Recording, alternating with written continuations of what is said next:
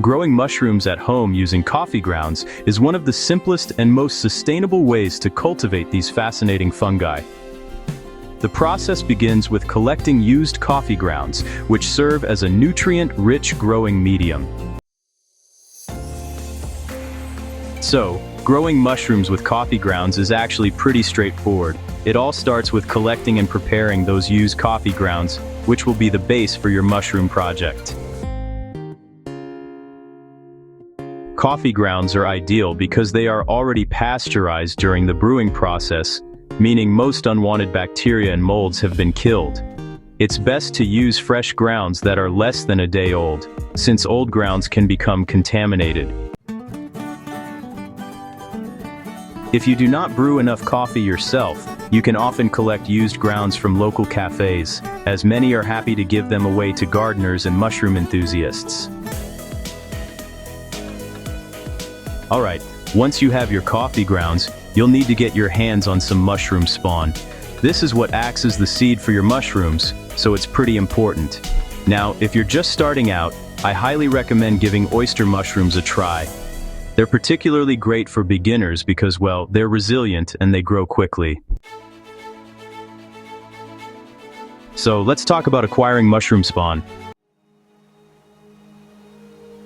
You can purchase the spawn online or from a gardening supply store. But before you start mixing, make sure your hands and work area are clean. This is to reduce the risk of contamination, which is, something we definitely want to avoid. Once everything's ready, you combine the mushroom spawn with the used coffee grounds in a clean container. You can use a plastic bag, bucket, or even a jar for this. So, the ratio here doesn't have to be super precise or anything, but a good rule of thumb is to mix in a handful of spawn with each small batch of coffee grounds. That really helps the mushrooms colonize the coffee grounds efficiently. After you've mixed everything together, you'll need to set up an environment where the mushroom mycelium can grow right through the coffee grounds. This part is called incubation. You want to keep the container loosely covered so there's some air exchange, but it should stay mostly dark and warm. Somewhere around 20 to 25 degrees Celsius, or about 68 to 77 degrees Fahrenheit, is just about perfect. Alright, so now we're at the incubation stage. This is where you focus on keeping those conditions just right for your mushrooms to really take off. Over the course of about 2 to 3 weeks, the mycelium, which kind of looks like white cottony mold, will slowly spread throughout the coffee mixture. During this period, it's important not to disturb the container too much, so just let it do its thing. If you notice condensation building up, you can gently open the lid to release some of that excess moisture. Just be careful not to let the substrate dry out though, that balance is pretty important. Once the coffee grounds are fully colonized by that white mycelium, the next stage is fruiting. That's the point where mushrooms actually start to grow. To trigger fruiting, you'll want to move the container to a cooler and more humid environment with a bit of indirect light. Alright, now it's time to trigger the fruiting stage. So, a kitchen counter near a window or even a shaded bathroom works well for this part. You can make small holes in the container or just open the top to allow the mushrooms to push through. The change in temperature, humidity, and light, signals the mycelium to produce fruiting bodies, which are actually the mushrooms themselves. Humidity is essential during the fruiting stage. You can mist the mushrooms with water several times a day to keep the air moist or cover the container with a perforated plastic bag to retain humidity.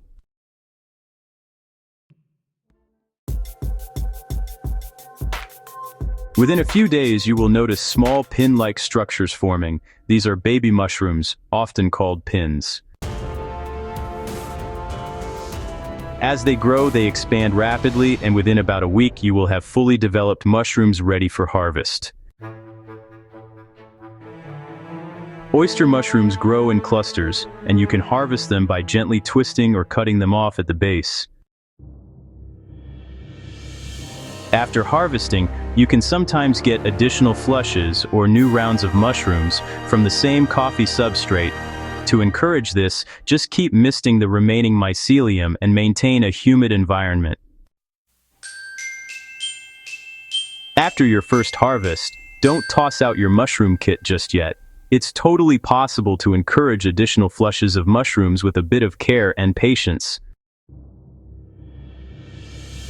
Each flush may be smaller than the last, but you can usually get 2 or 3 harvests before the nutrients in the coffee grounds are exhausted.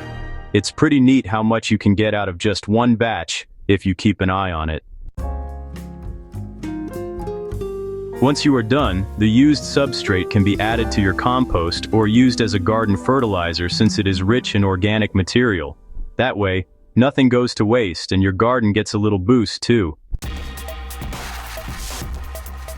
This simple process of growing mushrooms on coffee grounds is not only rewarding, but also environmentally friendly. It turns what would otherwise be waste into a valuable food source.